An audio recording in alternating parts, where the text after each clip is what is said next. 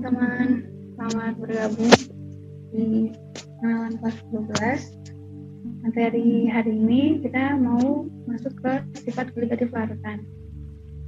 Ya, nanti kalau teman-teman ada yang mau pertanyaan atau kakak menjelaskannya kecepatan atau pertanyaan lain, silahkan di kolom chat aja ya. Jadi ini kakak mute semua biar lebih kondusif. Dan jangan ada coret-coret. Oke, ya. Dilarang mencoret-coret sesuai di peraturannya ya. Nah, nanti di kelas 12 semester 1, teman-teman bakal belajar tentang sifat koligatif, terus nerusin tentang redoks. Tapi redoksnya, kenalan dulu. Oh ya, kenalin kakak, namanya Betty dari Bimbel Usahan. Ya.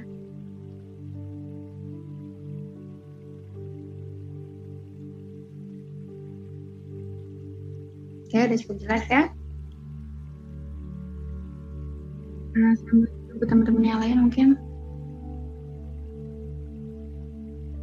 Nah, tadi lanjutin ya. Kelas 12 semester 1, teman-teman bakal belajar tentang sifat koligatif. Ada juga reaksi redoks dan sel elektrokimia dan juga kimia unsur. Nah, untuk yang reaksi redoks itu nggak hanya kayak dulu semester atau kelas 10 ya, belajarnya tentang nentuin bilox, terus ini termasuk redoks atau bukan. Nah, tapi di sini lebih advance lagi, kayak misalnya nanti teman-teman bakal menggunakan gimana sih peran reaksi redoks itu di dalam persamaan suatu reaksi gitu. Jadi penyertaan reaksi itu juga bisa pakai redoks dan sel elektrokimia kayak baterai, aki, dan penggunaannya. Terus yang kimia unsur, nanti kimia unsur belajar tentang ngulang lagi kayak semester 1, kayak kelas 10 maksudnya, tapi lebih dalam, kayak misalkan golongan 1 itu apa aja, terus sifatnya bagaimana, terus makin ke bawah itu sifatnya seperti apa, kegunaannya, kayak misalnya nih, bedanya golongan 1 sama 2. Walaupun mereka sama-sama basa, sama-sama alkali, tapi kalau yang golongan 1 namanya alkali, tapi golongan 2 namanya alkali tanah. Misalnya karena logam-logam di golongan 2 terdapat banyak sekali di dalam kerak bumi gitu ya, di dalam tanah, seperti magnesium sama kalsium. Oke, sekarang kita masuk ke topik sifat koligatif larutan. Nah, ini ada beberapa subtema yang akan kita pelajari. Pertama tentang molalitas dulu, tentang kadar. Kemudian ada diagram tekanan versus suhu. Ada macam-macam sifat koligatif, yaitu ada kenaikan titik didih, penurunan titik beku, osmosis, terus kegunaannya sifat koligatif larutan itu apa aja perannya di dalam kehidupan sehari-hari. Nah, sebelum kita melangkah lebih jauh ke sifat-sifat koligatif, kita pendahuluan dulu ya. Jadi, suatu larutan, ya, namanya larutan itu kan terdapat ya, ada yang namanya pelarut sama zat terlarutnya. Nah, untuk sifat koligatif itu adalah sifat yang hanya ditentukan oleh berapa kadar atau jumlah dari sifat zat terlarut gitu. Jadi nggak peduli nanti misalnya nih, dia itu bensin atau mungkin dia campuran. Oh, gambarnya kekecilan. Ini udah paling gede sih.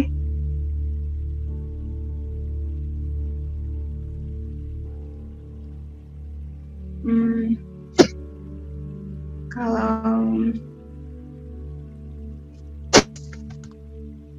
kayak gini masih kekecilan ya? Enggak ya? Nah, aku jadi nggak bisa dicoret-coret nih.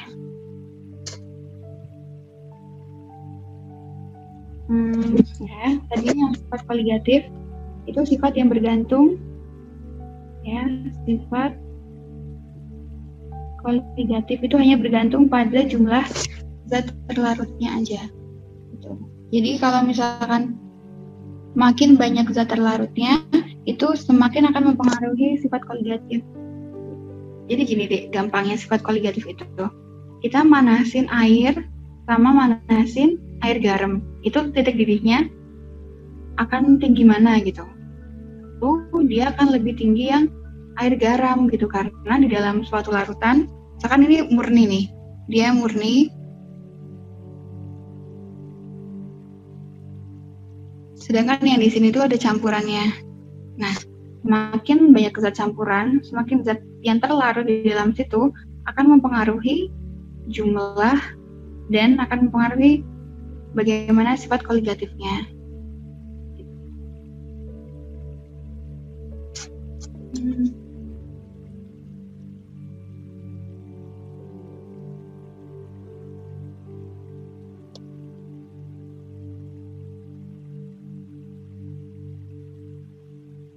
Nah, untuk koligatif ini karena bergantung sama banyaknya zat terlarut,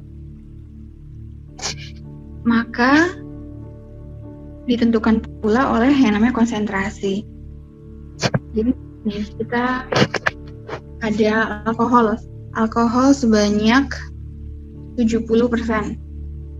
Nah, maka kalau misalkan alkohol itu 70%, itu kan 70-nya misalnya 70 gramnya itu alkohol dan 30 gramnya pelarut. Misalkan dalam sini air gitu ya. Nah, ini dalam bentuk persen. Konsentrasi itu juga bisa dijabarkan dalam bentuk yang lain. Ada molalitas yang akan kita pelajarin, molalitas, ada juga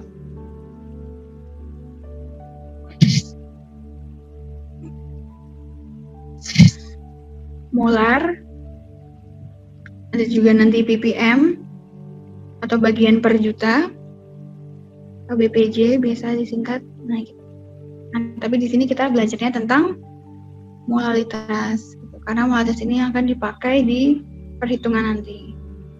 Molalitas rumusnya jumlah zat terlarut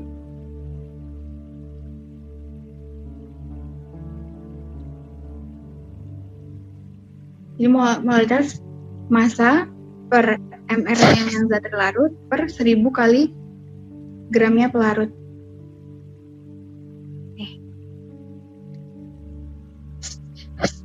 Yang aku lingkarin warna hijau, nah ini rumusnya. Jadi molalitasnya adalah massa zat terlarut per mR-nya zat terlarut dikali 1000 per gramnya pelarut. Misalnya kita mau ngelarutin 30 gram gula dalam 100 gram air. Nah, coba teman-teman dijawab berapa molalitasnya apabila mR yang glukosa itu 180. Coba jawabannya kalian ketik di kolom chat.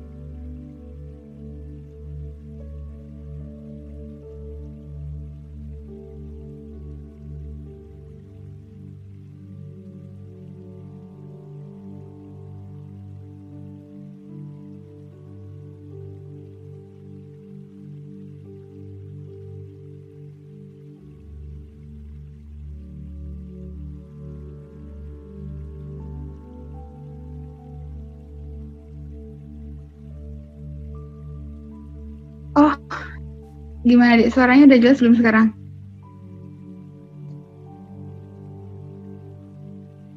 Oke, kita ulangi sekali lagi ya. Jadi kalau misalkan dia itu titik atau dia itu pelarut murni, kita dalam ini air ya, jadi bukunya 0, terus titik didihnya juga 100. Tapi ketika dia ditambahin sama molekul lain, kayak di dalamnya itu kita campurin, maka akan mempengaruhi suhunya, suhu dia mendidih itu sama suhu dia beku itu berapa. Kalau misalkan ada tambahan zat itu pasti titik bekunya akan turun. Nah, begitu pula dengan titik didihnya pun akan naik gitu ya. Ini penjelasan singkatnya dulu, kita lanjutin buat ke aplikasinya. Nah ini ya, nanti ada penurunan titik beku, ada kenaikan titik didih, sama tekanan osmosis. Jadi kalau misalkan semakin banyak zat yang terlarut, akan semakin mempengaruhi nanti suhunya itu berapa gitu. Teman-teman bisa screenshot aja ya materi ini.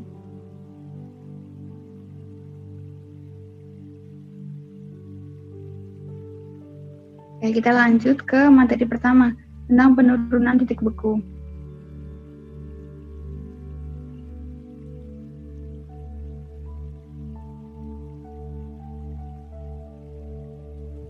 Penurunan titik beku itu akan dipengaruhi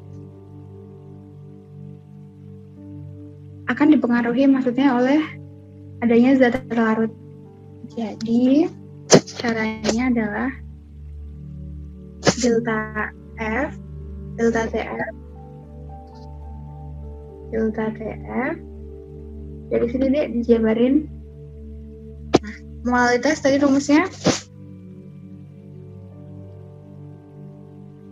gram per mr dikali 1000 per gramnya pelarut dikali Kf.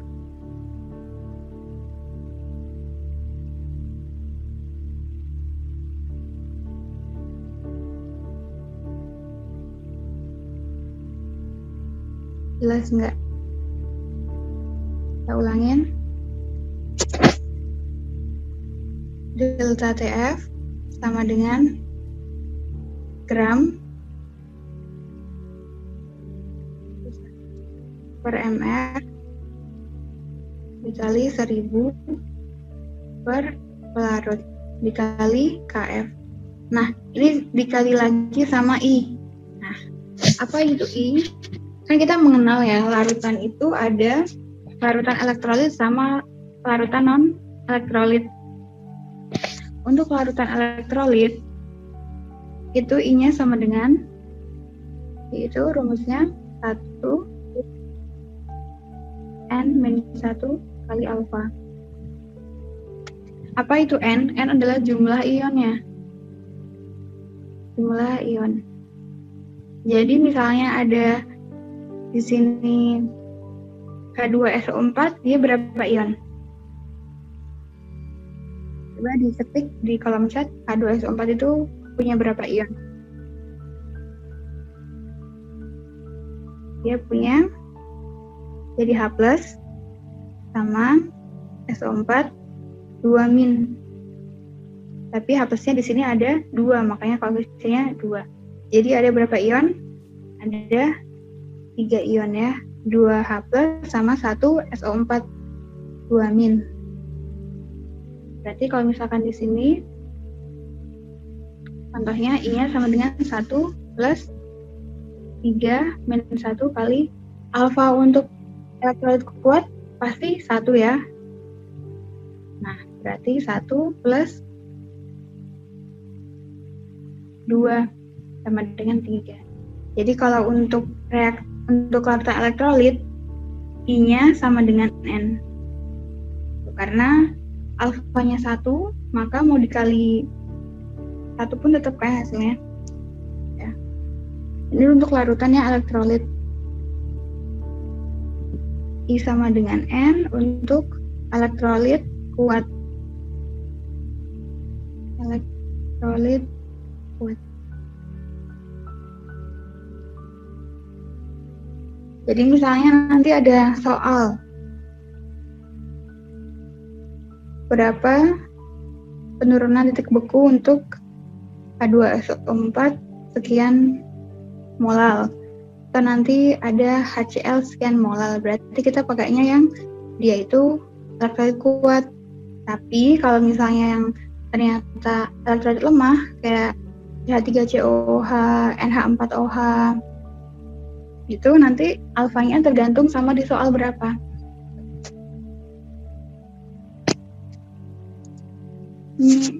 Materinya bisa di screenshot aja ya Dek ya, biar aku hapus dan aku pakai lagi.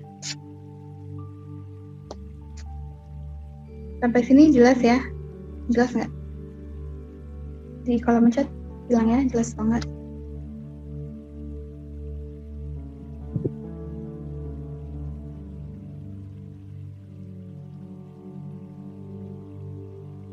Oke. Nah, nanti kenapa alfa itu untuk elektrolit kuat itu 1? Kalau yang elektrolit kuat itu alfanya pasti 1 ya. Alfanya sama dengan 1 untuk elektrolit kuat. Tapi untuk yang elektrolit lemah itu alfanya kurang dari 1. Jadi kita dari 0 sampai 1. Artinya apa? Artinya bahwa alfa itu menunjukkan berapa persentase ion larutan itu akan berubah jadi ion-ionnya. Misalnya di sini ada NaCl, dia akan berubah jadi Na+ sama Cl-. Ini kita ngulang sebentar ya Dek ya, biar nggak lupa. Nah, kalau NaCl itu elektrolit kuat, maka dia semuanya akan berubah jadi Na+ sama Cl-. Tapi berbeda sama misalnya CH3COOH, asam cuka. Dia itu ketika diionkan akan jadi CH3COO- sama H+. Ya, tapi nggak semuanya akan berubah jadi ion-ion penyusunnya, nggak semua akan berubah jadi ini sama ini. Ada yang tetap dia menjadi bentuk utuhnya gitu. Makanya alfa itu menunjukkan berapa banyaknya atau berapa ya persentase yang dia itu terpecah gitu. Kalau alfanya 1 berarti dia akan semuanya berubah jadi ion-ionnya. Tapi kalau alfanya setengah berarti yang setengah lagi masih bentuk utuhnya dia.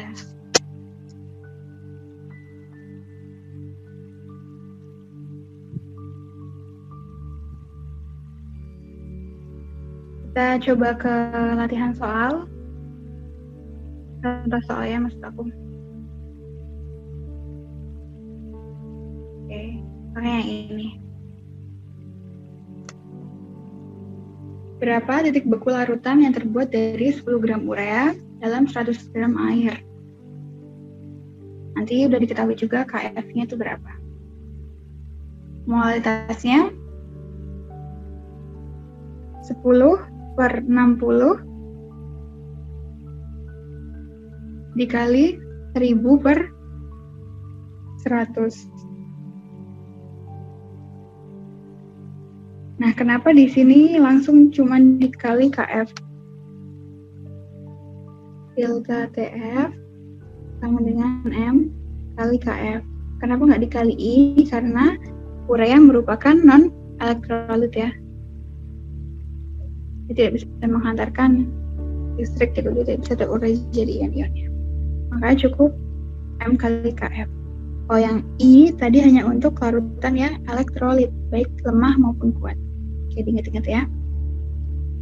Berarti rumusnya M tadi 10/60 dikali 1000/100 dikali KF-nya di sini 1,86.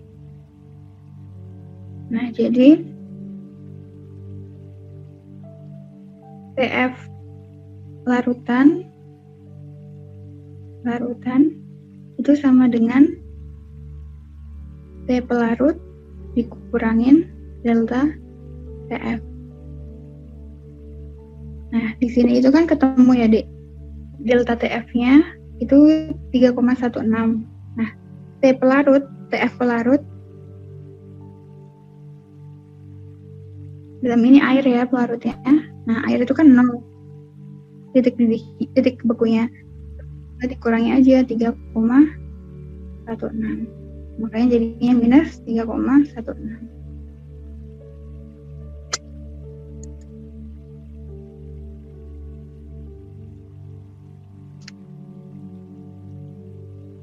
Terus ini dipahami dulu ya, karena ini kan bentuknya banyak gitu. Jadi yang baru bergabung, kita belajar tentang sifat koligatif larutan. Nah, yang pertama ada penurunan titik beku.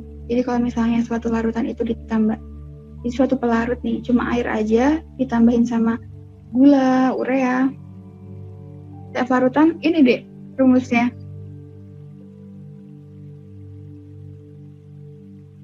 Jelas nggak? Kayak aku bersihin aja ya.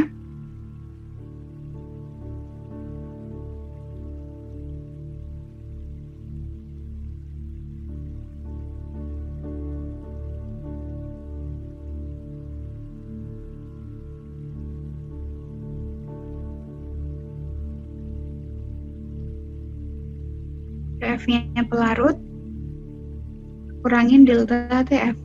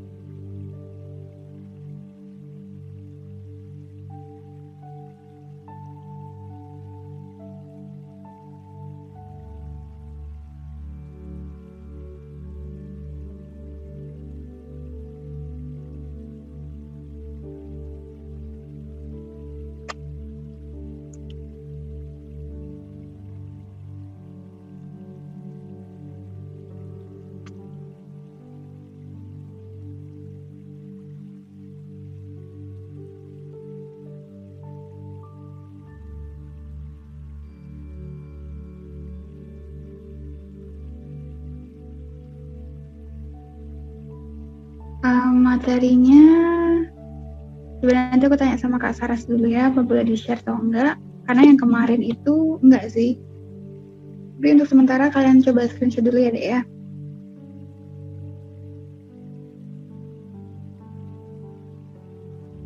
Ini udah ya, sekarang kita coba latihan soal.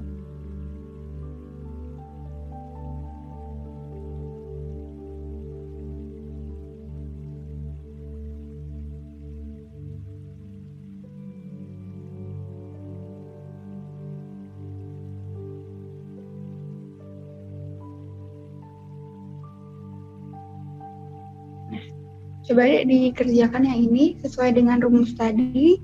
Jawabannya di kolom chat. Untuk diingat-ingat, pertama-tama kita TF dulu.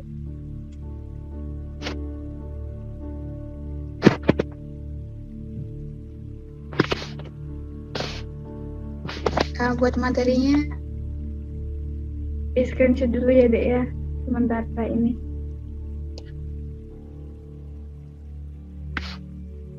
Tahu ininya dari dia itu tentang tergolong alkaloid kuat atau lemah. Di situ ada beberapa kata kuncinya, Dek. Alkaloid biner.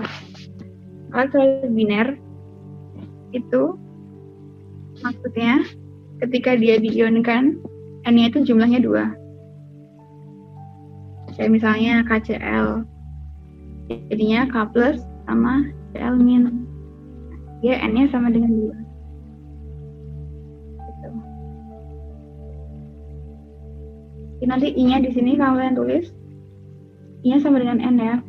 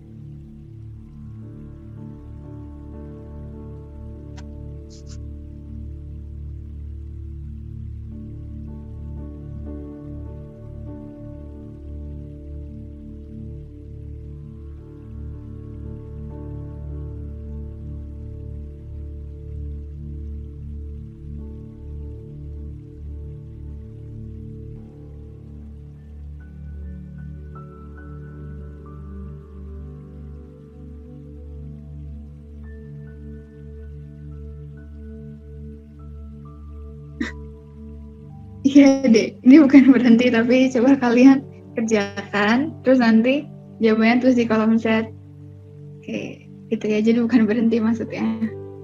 Kak pengen ngasih waktu buat kalian buat nyoba sendiri, coret-coret di kertas, gitu ya. Sesuai dengan rumus yang tadi.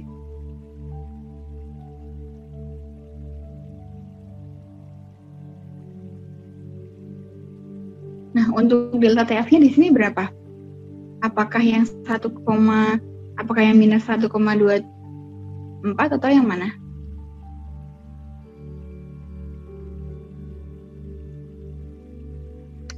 Jadi, kalau yang delta TF kan tadi rumusnya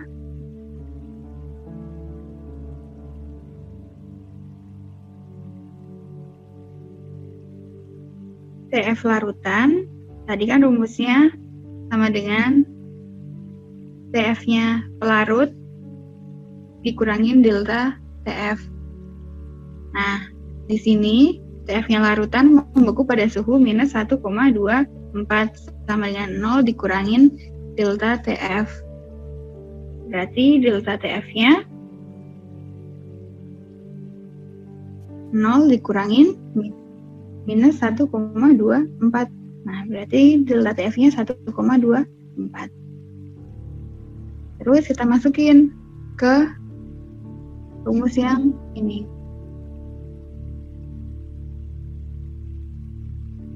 1,24 sama dengan gramnya 5,85 per mR-nya yang kita cari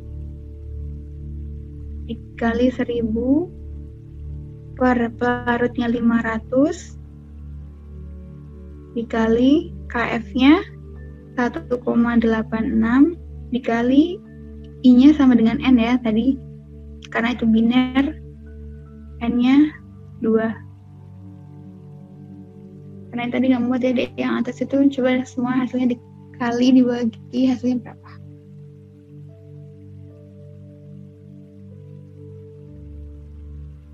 Jawabnya di chat ini, Dek. Di chat ini kalian tulis di kertas, coret-coret, nanti hasilnya jawab di sini berapa. Oke, di Asyifa Anggun udah jawab. Teman-teman yang lain ketemu berapa hasilnya?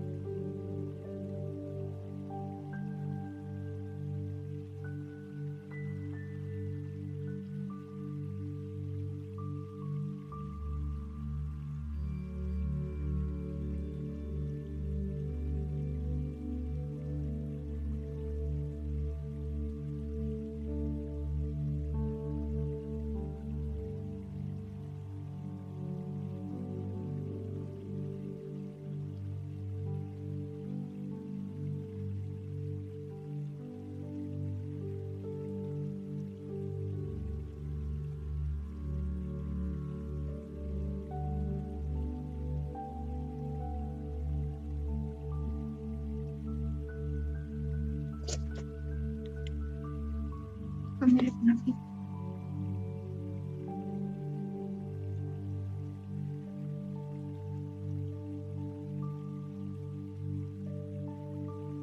Hasilnya ketemunya 35,1.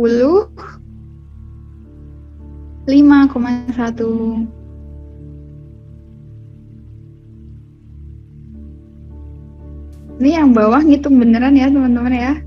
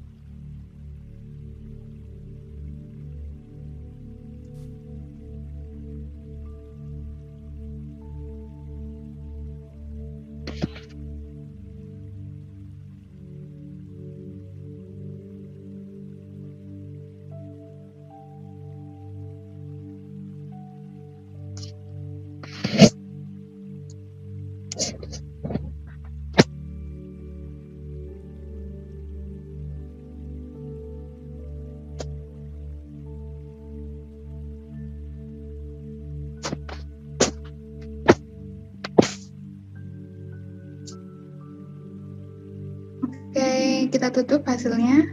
Oh, Dek Zikra hasilnya 35,1 Dek. Kalau dihitung ketemunya 35,1. Tapi dari caranya ini paham ya, insya Allah, maksudnya tinggal kita ngikutin alurnya aja gitu. Materinya di screenshot aja ya Dek ya, sementara karena belum ada pasien juga kalau boleh di-share atau enggak. Takutnya kalau nggak boleh di-share nanti teman-teman malah jadi nggak nyatet kan. Jadi di screenshot aja buat belajar. Kita lanjut ke satu soal lagi tentang penurunan titik beku.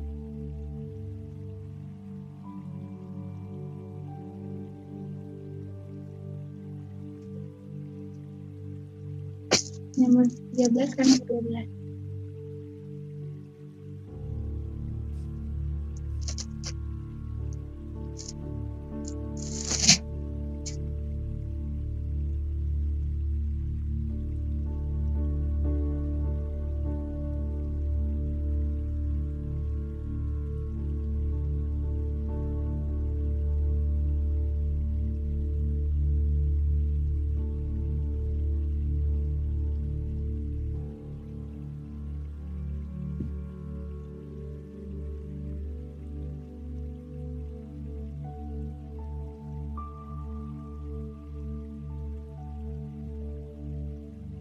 Minus 3 itu TF larutan.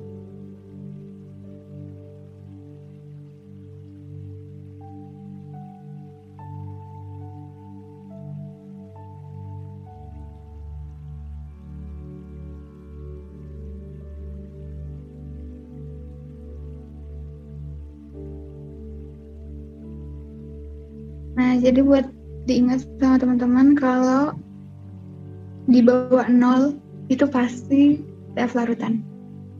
Oh, nggak kelihatan. Bentar.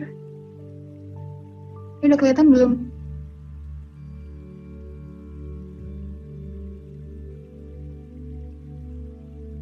Kelihatan ya sekarang?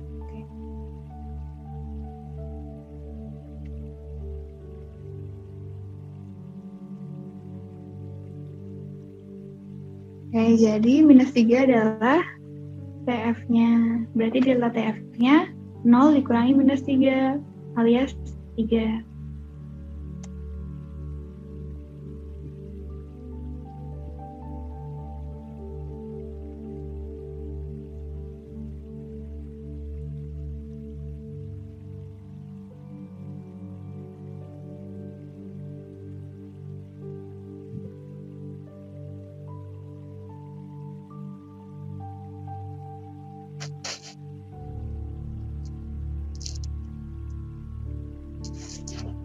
Yang lain selain di embun?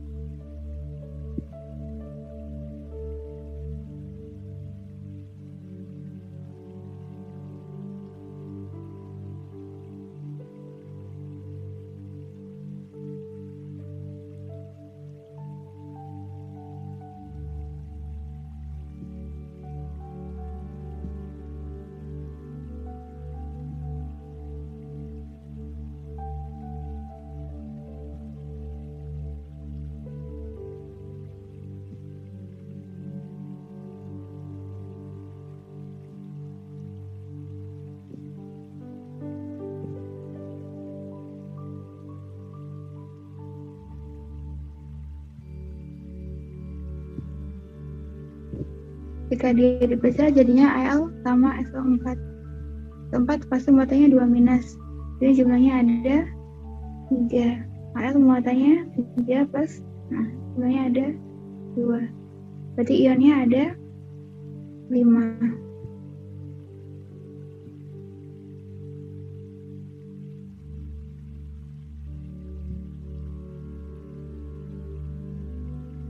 diagramnya ketemu.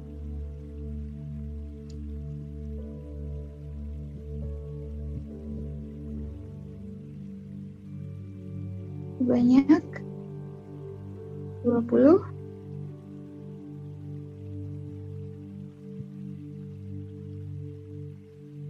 7,6.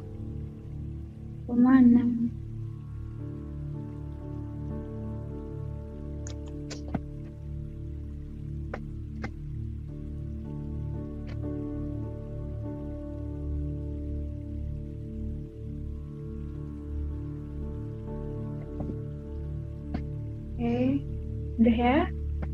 Kalau ada yang kurang jelas, ditanya ya.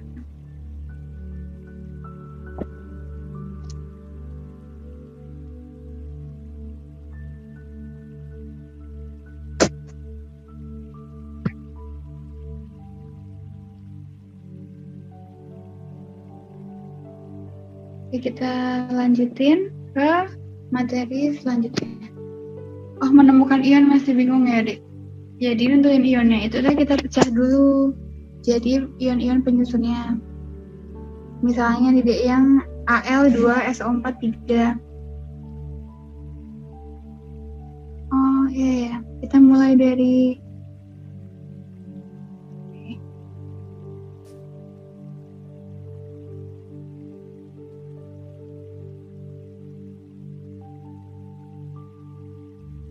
iya dikalinya N.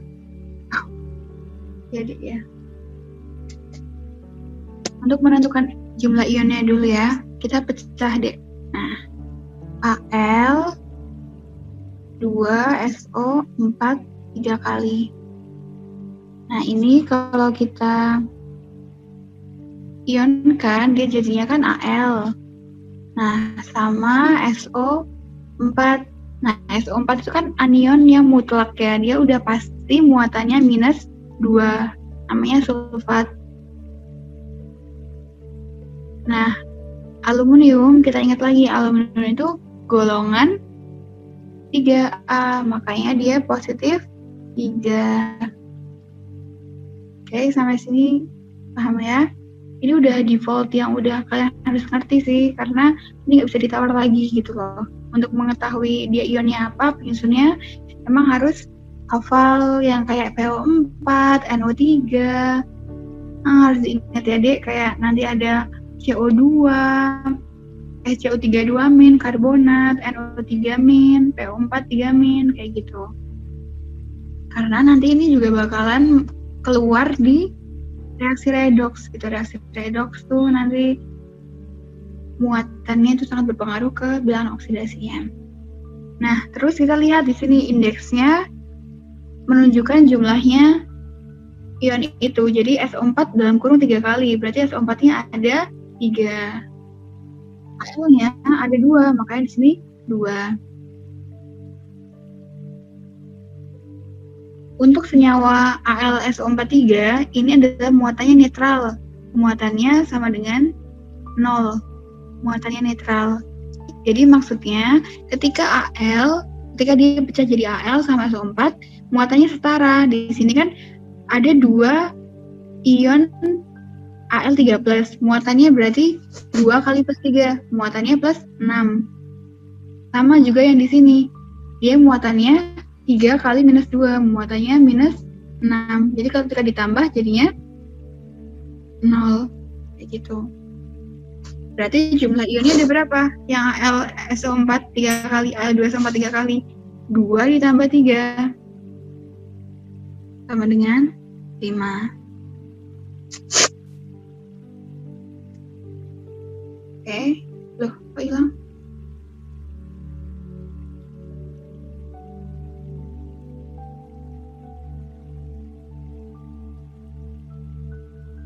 Nah, untuk cara tahu dia elektrolit kuat atau lemah. Elektrolit kuat, kita harus ingat-ingat dia itu dari garam. Terus termasuk asam kuat sama basa kuat. Sebenarnya udah sih, ini aja yang kalian diingat. Nanti berarti selain itu dia bukan elektrolit kuat gitu. Misalnya yang garam ya kayak KCl, NaCl, yang kayak gini juga Al2SO4.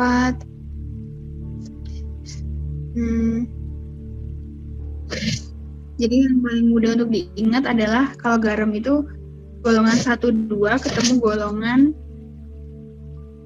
7.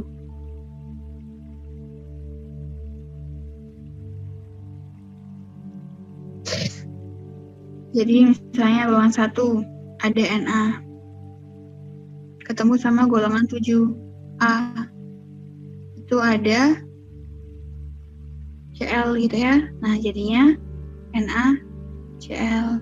Terus kalau buat asam kuat biasanya adalah H ketemu sama golongan 7A gitu. Kayak F, Cl, Br, I gitu. Untuk basa itu golongan 2A ketemu sama OH. 1, 2A ketemu sama golongan OH gitu. Ada NaOH, KOH, CaOH 2 kali gitu, kebanyakan elektrolit kuat.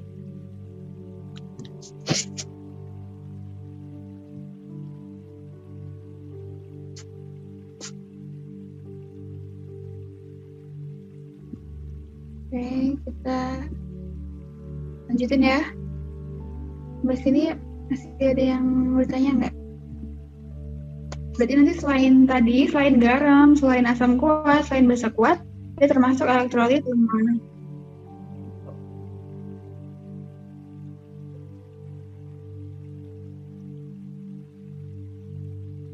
Coba nanti kalau misalnya PPT-nya boleh di-share, aku tambahin ya di PPT-nya kayak contohnya elektrolit kuat sama lemah. Oke, buat sekarang kita lanjutin dulu.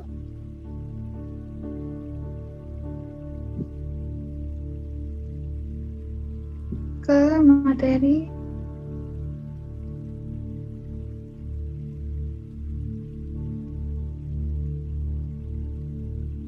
kalau tadi kita belajar tentang penurunan titik beku, sekarang ke kenaikan titik didih gitu. Sama kayak tekanan penurunan titik beku ya. Cuma di sini diganti istilahnya KB delta TB gitu.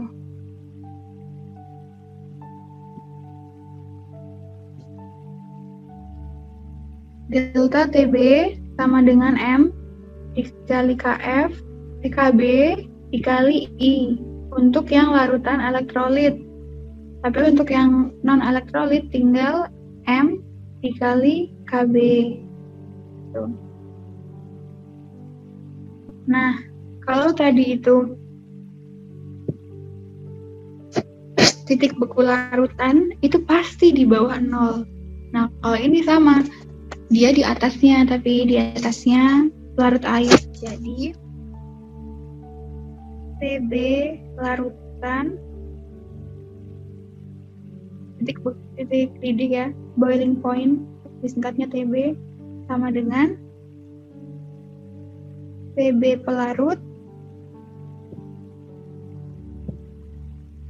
ditambah delta TB.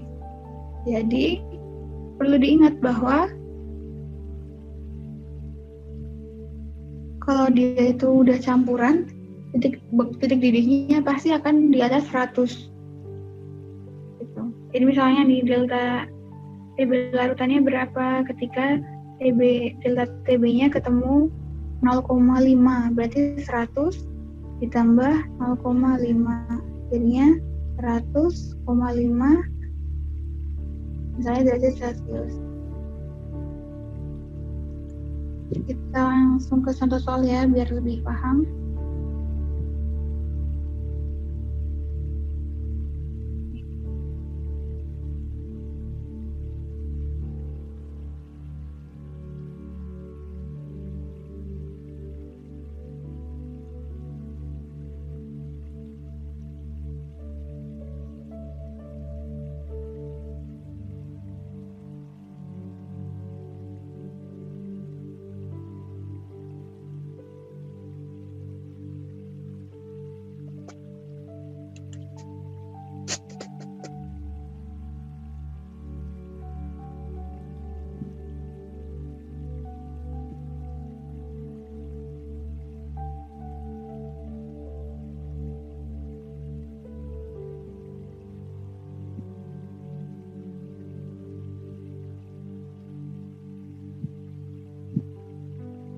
sama ya konsepnya sama yang titik beku.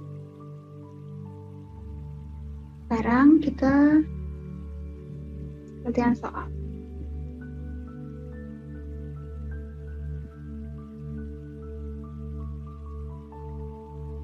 Perhatikan jawabannya diketik di kolom chat. Nanti kita bahas. Kalau misalnya ada yang jawabnya beda gitu ya.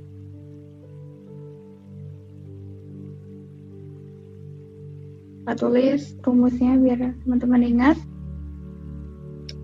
Delta TB sama dengan M dikali KB dikali I, karena dia NaCl ya, garam. Ingat-ingat.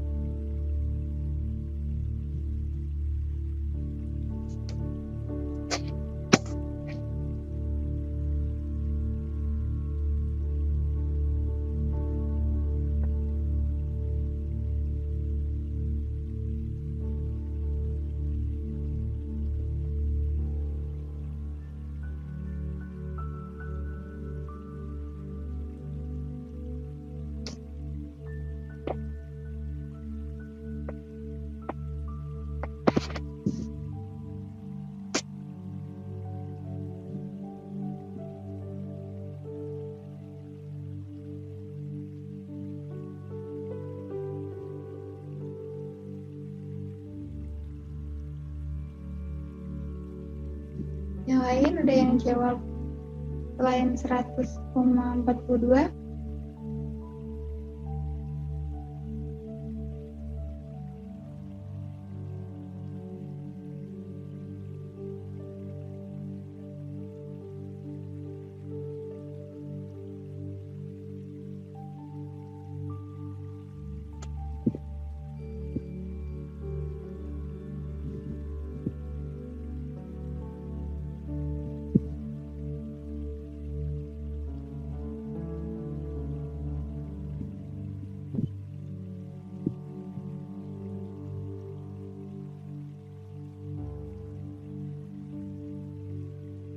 Dek, ini masih nggak kelihatan. Udah kelihatan belum sekarang?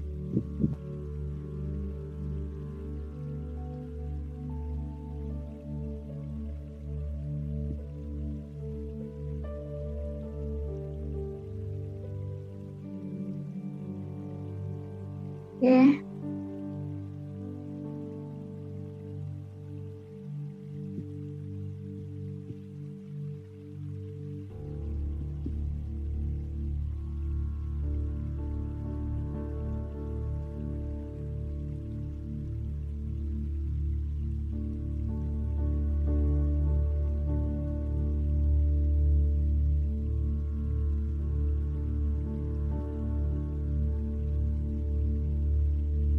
Baris 4.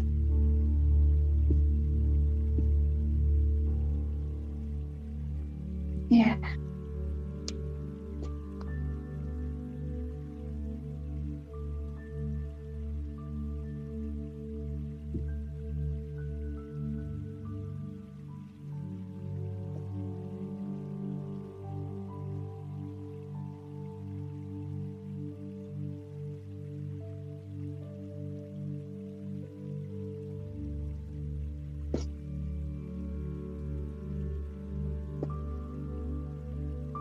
Nah, dikali 1000 per 500 dikali 0,52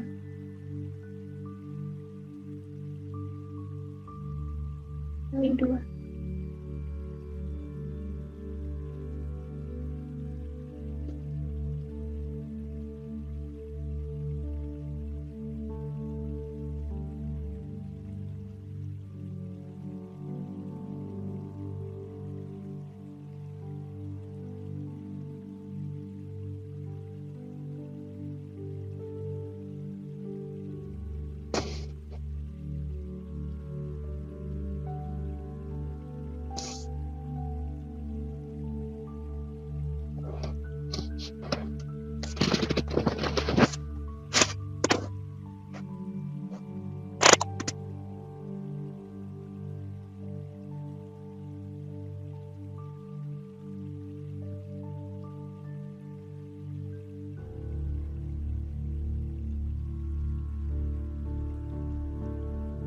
Oke, kita lanjut ke hal yang lain.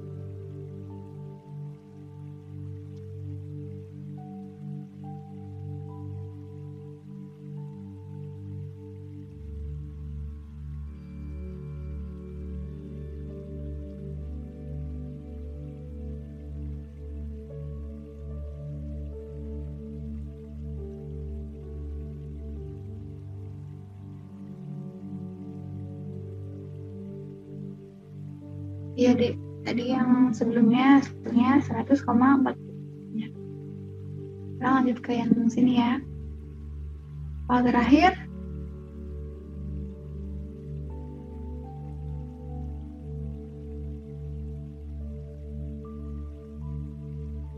buram ya? Wait. Jelas nggak sekarang?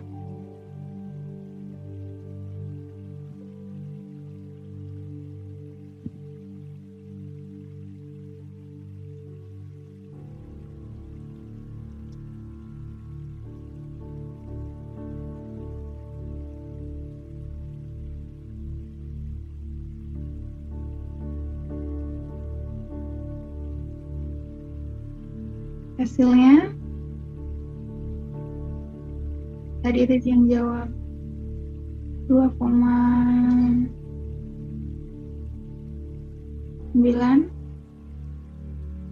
Ada jawaban lain? Coba diteliti lagi jawabannya.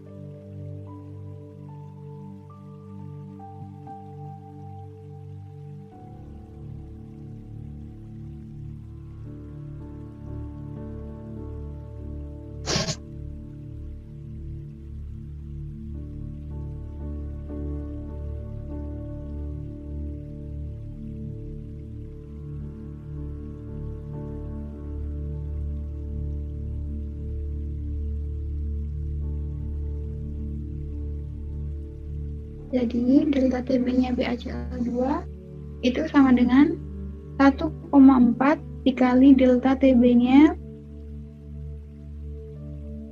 urea. Jadi kita jabarin satu-satu ya deh ya. Untuk BaCl 2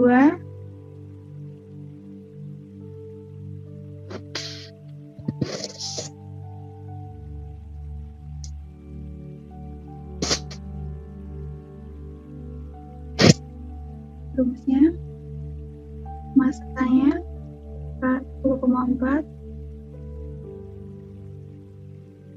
amernya 208 dikali 1000 per 1000 dikali I.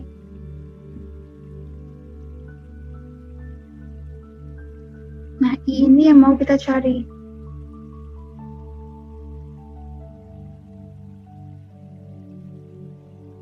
Nah, buat yang urea 1,4 dikali, nah aku turun ke bawah aja ya biar enak. 1,4 susah sih.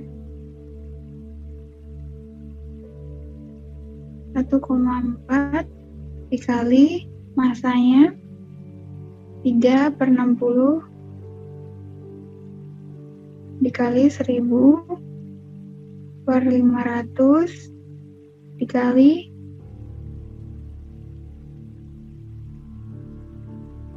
KB-nya di situ.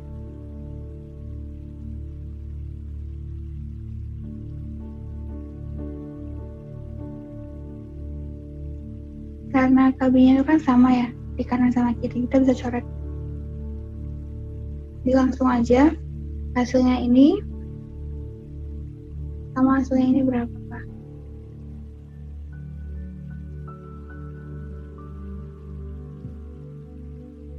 0,05 I sama dengan yang kanan ketemunya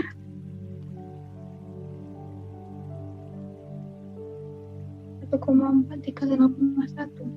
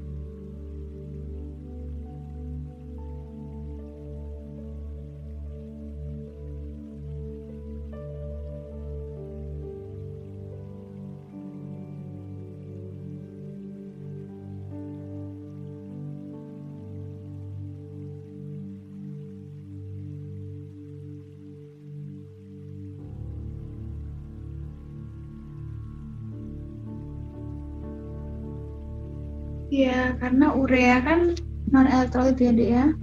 Jadi di situ yang dikali I itu hanya yang BaCl2 aja. Karena BaCl2 masuk elektrolit, dia garam. Jadi kalau misalkan pada golongan 2 ketemu golongan 7 jadinya garam. Ba itu golongan 2, Cl golongan 7. Ya.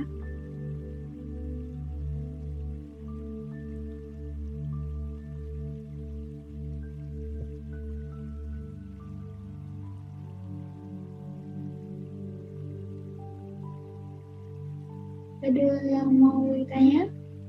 Mulai? Belum kita selesai? Udah selesai sih, tapi silakan teman-teman mau ada nanya silakan. Nanti kita sambung lagi hari Jumat. Ya, buat minggu ini ya. Di kimia, dia hanya ada di minggu ini 2 kali.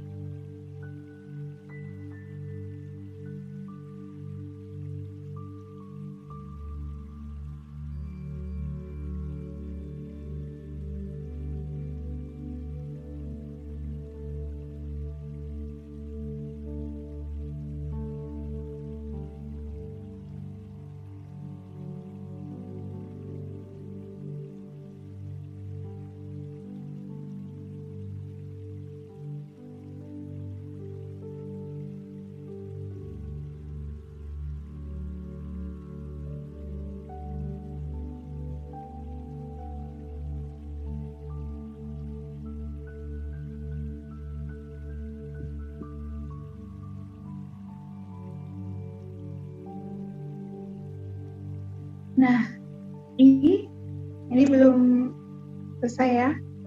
I sama dengan 1 plus N-1 kali alfa. Sebenarnya buat ini itu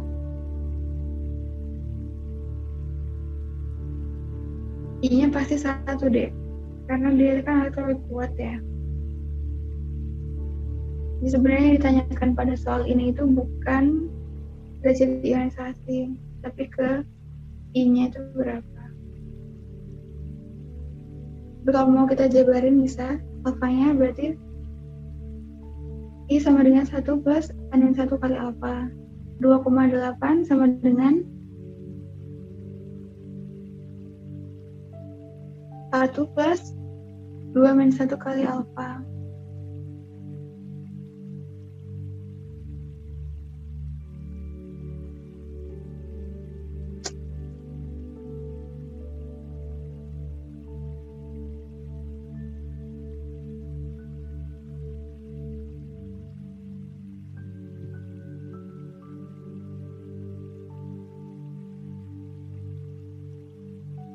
Jadi alfanya ketemu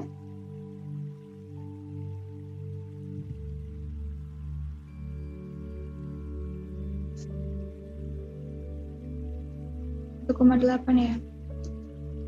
Itu salah soal deh, bukan alfa yang ditanya, tapi I. Karena alfa itu nggak mungkin lebih dari 1. Ya, maaf itu soalnya bukan derajat ionisasi tapi I. Makasih udah ngingetin.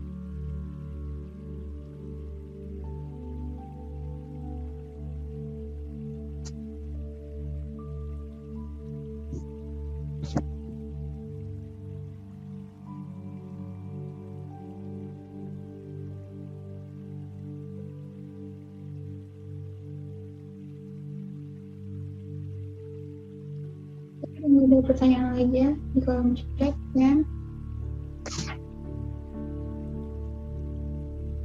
Teman, ada yang bingung nggak? Yang mau ditanya lagi sebelum kita selesai hari ini? Jadi kita belajar tentang sifat koligatif larutan. Sifat koligatif ini hanya bergantung pada jumlah zat yang terlarut. Jadi makin banyak yang terlarut, makin kecil titik bekunya, makin besar titik didihnya. Nanti ada lagi tentang tekanan osmosis. Itu kita bahas hari Jumat, sama latihan soal dan juga kegunaannya. Sifat kualitatif untuk apa aja. Oke, karena ini waktunya udah selesai juga. Terima kasih untuk